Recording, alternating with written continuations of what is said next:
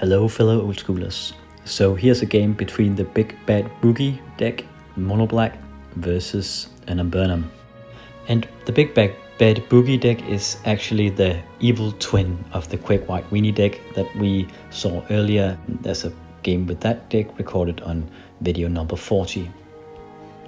And the setup we're going to see is a black aggro deck, putting out a lot of small critters and trying to win the game early. They use Dark Rituals as a mana ramp and as a way to get the creatures out faster. And they can use Urk Raiders, like seen here, very aggressive, very good for their mana cost. If you want to rush someone, Black Knights with protection from right, so they can't be Swords to Plowshare and they can't be terrorized. More on that later. Hypnotic Spectres, one of the best 2/2 flying creatures in the game. And as a top curve drop, there's the legendary Nightmare. That grows stronger the more swamps you have. Excellent for this.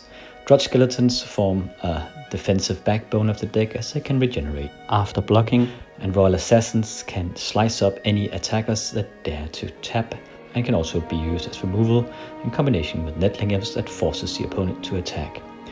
Removal is Terror is a standard here, and they can kill a creature no matter its toughness if only it's non-black and non-artifact, which makes sense when you think of it, because you can't terrorize undead, demons or robots, really. Another removal spell often used in the mono black archetype is Drain Life, because you have all those swamps and Dark Rituals, so it's a 2-for-1. You gain life as you remove or burn the other guy out. And all your evil critters can be boosted by Unholy Strength. That can actually make them quite dangerous, and everything can be strengthened by the Bad Moon. It functions just like the Crusade of the Quick White Weenie. So Quick Black Weenie, or Big Bad Boogie as I think it was called by Scryer magazine, or was it the Duelist in the 90s. High up on the mountains, standing against this army of darkness, is the Erhnam. And the Erhnam deck is a creature heavy red and green deck, so tigers are the dual land in that archetype. Curd Apes are given here. It's a 1 mana drop, 1/1 creature, but transforms into a 2/3 creature if there's a forest in play. This kind of deck usually uses Llanowar Elves, Birds of Paradise as its version of mana ramp, and they can use this to get out big fat beaters like the Erhnam, which the deck takes its name from. The deck can also use dragons for some flying goodness. We have Dragon Whelps for some offensive flying punch, and we have Granite Gargoyles, who has a more defensive duty in the deck. And Shivan Dragons will provide the deck's top curve drop. It's very expensive, but it does pack a punch, so it will square off nicely against the Nightmare. Everything here will be boosted by the Gauntlet of Might, and it functions like the Bad Moon, only better because it's also a mana flare, providing +1/+1 to all red creatures and an extra mana from the mountains. So fire breathing will get a lot more dangerous. The Granite Gargoyle's defenses will be better, and it ties in nicely with the other part of the Erhnam, which is a burn package that uses fireballs, disintegrate, detonates, and also lightning bolts and chain lightning usually. So the Gauntlet of Might will make those burn aspects of the deck better as well. So this is the matchup between two very old school archetypes. Let's get it on. And the Erhnam is on the right here, starting off classically with a tiger into a Curd Ape. Excellent start from him. And the Big Bad Boogie on the left, Dark Ritual into Urk Raiders with an Unholy Strength. So those Urk Raiders, they must be 4/4 at this point. That's a big one. It can't be bolted anymore. Birds of Paradise, so there's the mana ramp. And here comes the Urk Raiders. They have to attack each turn or they will go ballistic on their owner. Black Knight coming out. It's really a rush kind of game, this one. So there's the Erhnam. It's a 4/5 creature. I can actually block the Urk Raider at this point, as the Urk Raider is only a 4/4. So staying back. It has to give a creature Forest Walk though, in its upkeep. Okay, yeah, look at this. He elects to keep the Urk Raider back and putting out a Royal Assassin, and the Urk Raider punishes him for not attacking, so it does 2 damage to its owner here as a Royal Assassin. So now the Erhnam Burnham can't really attack until he has removed that assassin. And he gives the Royal Assassin a Forest Walk in his upkeep, puts out a Curt Ape. There's a Nettling Imp. So here is the classical combination with Nettling Imp, Royal Assassin. Gotta keep the Urg Raider back again, takes more damage from it. And there's a Mace of Ith from the Erhnam Burnham. So the defenses are up from the Erhnam Burnham here. Let's see if we can make that Nettling Imp work here. He needs to get rid of that Erhnam Djinn, or his Urg Raiders will just get crushed by it. And he can't keep the Urg Raiders back forever, because those desert crazies will do damage to him each turn. Ooh, there's a Bad Moon. So now the Urg Raider is a 5/5 creature. And he can actually kill the Erhnam Djinn at this point. So he attacks with the Urg Raider here, getting boosted by the rays of the Bad Moon. I suppose the Erhnam Burnham could double block him with Erhnam Djinn and the Curt Ape here. No, he chooses to let it go in. He doesn't use the Mace of Ith either. Putting out a Llanowar Elves, giving the Assassin Forest Walk again. Okay. So the Nettling Imp is activated here on the Erhnam Djinn. Okay, he wants to force him to attack with the Erhnam Djinn. He teases the Erhnam Djinn, calls him bad names. So he attacks with the Erhnam Djinn. But look at this, he hasn't used his Mace of Ith. So if the Mono Black deck uses the Royal Assassin to assassinate the Erhnam Djinn, he can actually, as a response, use the Mace of Ith to untap it, thus making it illegal.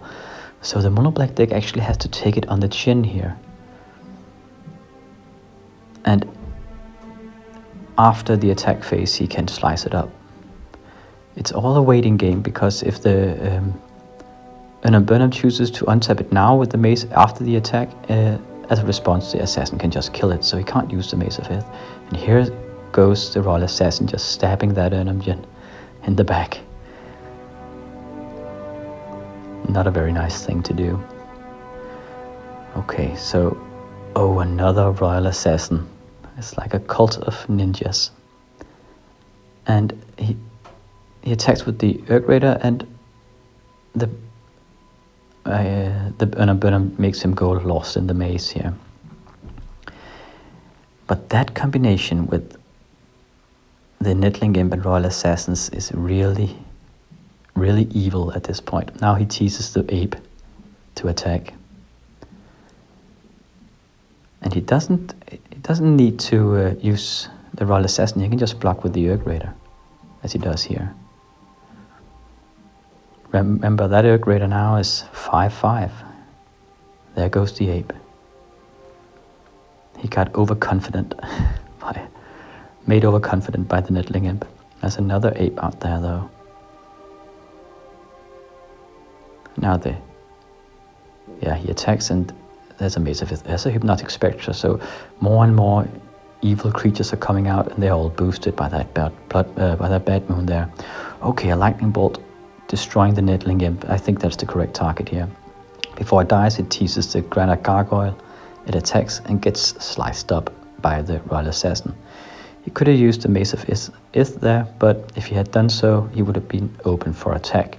There's a Gauntlet of Might, though. So his mana is much better now, the Erhnam Burnham. He can make huge fireballs at this point. But here comes the Urg Raiders and the Hypnotic Spectre. So he chooses... he doesn't have a hand anymore. So he chooses to let the Urg Raider go back and just let the Spectre come in. But it's a 3/3 Spectre at this point. He could choose to block it with the Birds of Paradise, actually. It's the only flying creature he has. Okay, passing the turn, and they're coming right back. Same deal. The Urg Raiders gets lost in the maze, and the Hypnotic Spectre gets in. That's a Berserk on the hand of the Erhnam Burnham. He could actually use it. Another Unholy Strength on the Black Knight. Here is the Onslaught. He could use it to make one of the creatures go Berserk, and then use Mace of Ith on that creature. the Berserk would then kill the creature. Okay, so he blocks. Yeah, he blocks the Spectre with the bird.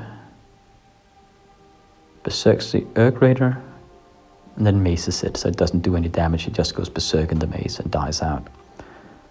And then takes a punch from that Black Knight. Okay, no, he changes it, and yeah, he does the same, and he makes the Black Knight goes berserk and then goes into the Mace of Ith. I think that's a better choice as well. It's a slightly better creature. But yeah, this is really difficult for him to survive. He makes the Spectre go into the maze and blocks the Urg Raider with the Curd Ape.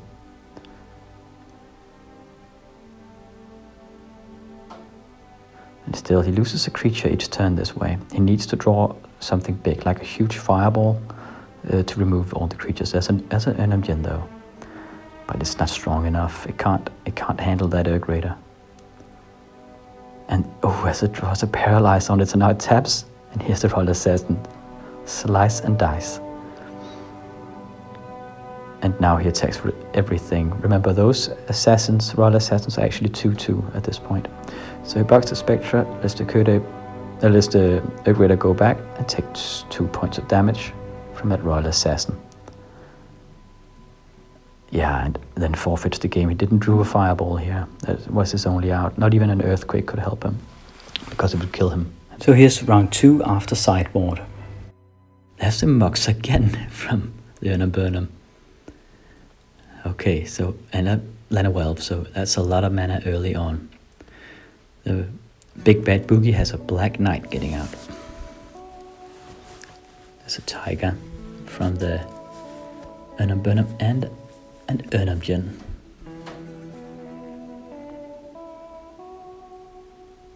Getting terrorized here. And here's a Black Knight coming over for drawing first blood in this second round out of this old school matchup. Mace of Ith coming out from the Erhnam Burnham deck here. Ooh, a Ball Lightning. I didn't know he played with that. Excellent. And actually, if only that Black Knight was untapped, he could actually kill the Ball Lightning with the first strike. So the Ball Lightning couldn't trample over it. I didn't know those can get rather nasty with Gauntlets of Might. Oh, but he Mind Twists him. There goes the Disintegrate on a Forest. Trying to attack with the Black Knight, but it gets lost in the maze. And then as the Bad Moon. Now the Black Knight is a 3/3 creature. Sylvan Library coming out from the Erhnam Burnham deck here.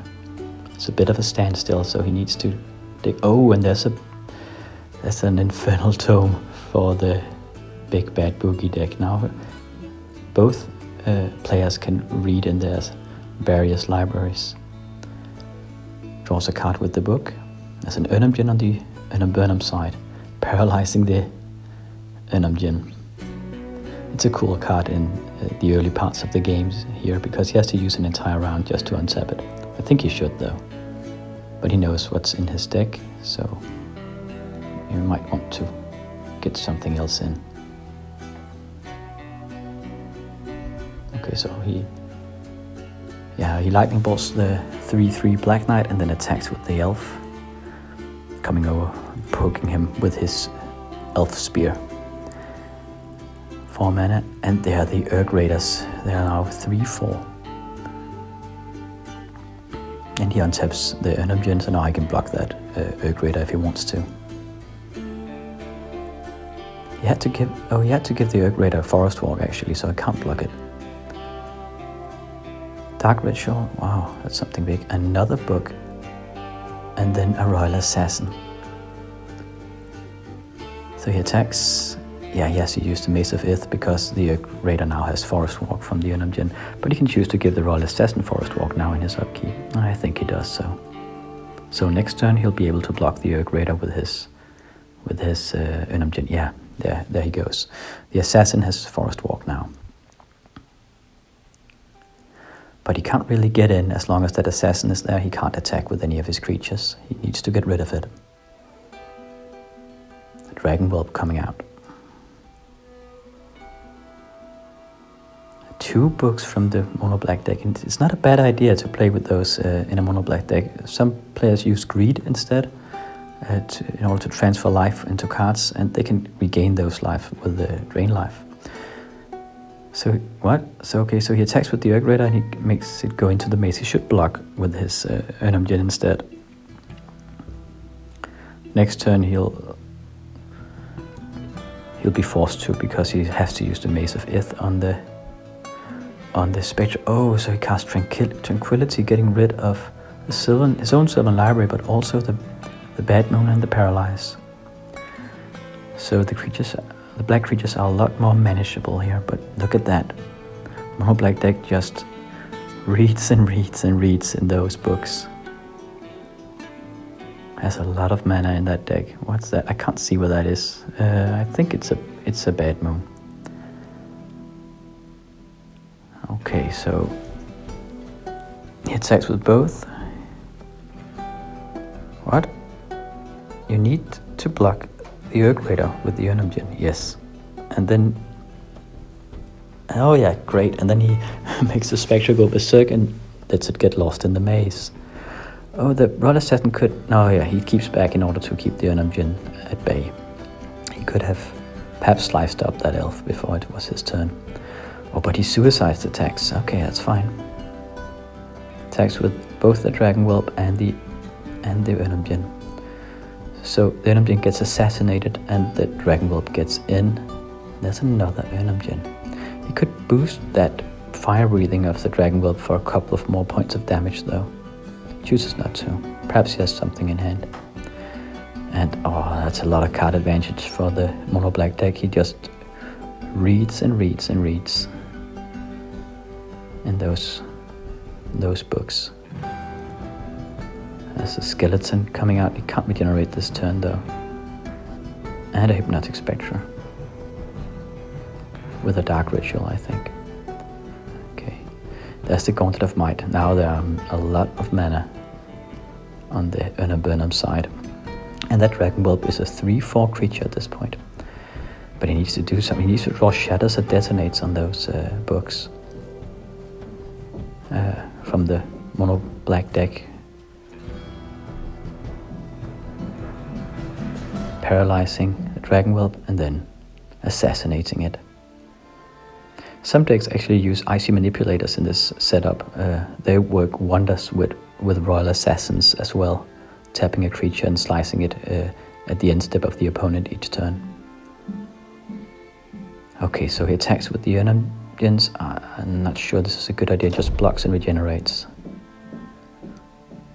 Okay, so now the Erhnam Djinn is tapped. It doesn't really matter anyway, because he would have used a Nettling Imp and slicing him up. So here, I suppose the Erhnam Djinn just had to make something happen. The Black Knight really piling on the creatures, and there's a Nettling Imp Royal Assassin combination going here. It's like a schoolyard combination. I remember it from when I was a kid. This exact combination. Drawing a lot with those books again. I think this might be the mono black's game. Okay, lightning bolting the Royal Assassin here. That makes sense as well. He can actually get in with... yeah, he could get in with the Granite Gargoyle, but perhaps he doesn't want to trade with the Hypnotic Spectre. No, he can't get in with the Gargoyle because the Hypnotic Spectre is 4/4. So he forces the Erhnam Djinn to attack, and then he double blocks it with the Black Knight and the Drudge Skeletons. And the Black Knight is a 4/4 as well. So the Erhnam Djinn can only kill one of them, and of course the skeleton could always regenerate, so he trades with Erhnam Djinn with the Black Knight. But with all those books the black deck is reading in, he can make those trades all day. He'll just draw another creature. Now that's a very unholy strength imp. Wow. I didn't know he played with so many. That's insane. And then then paralyzing the Granite Gargoyle. Look at this. Bam. Yeah, Well, that's a 7/6 Nettling Imp. So he blocks the dodge skeletons, takes Hypnotic on the chin, and lets that really unholy strengthened imp get lost in the maze. Only drawing a forest here. It's those books from the black deck. It nets him so many cards at this point. Here he comes again with everything. 2 Hypnotic Spectres and black critters that can make a Jusamgen run away with its tail behind its legs. Coming over, doing a bunch of damage here. So the Erhnam Burnham is at 8 life at this point, and at the end step, it's still the main phase of the black deck. He just reads more and gets Urg Raiders out. This is an impossible situation. There's a Chaos Orb, but it's too little, too late, I think. Yeah, forfeits the game here. He could Chaos Orb the Nettling Imp, but that attack that would come in would just kill him next turn. A lot of unholy strength and a lot of creature battles here. Excellent. Very, very old school, very, very reminiscent of how I and many others played this game back in the day. Thank you for watching this game, and I will see you next time.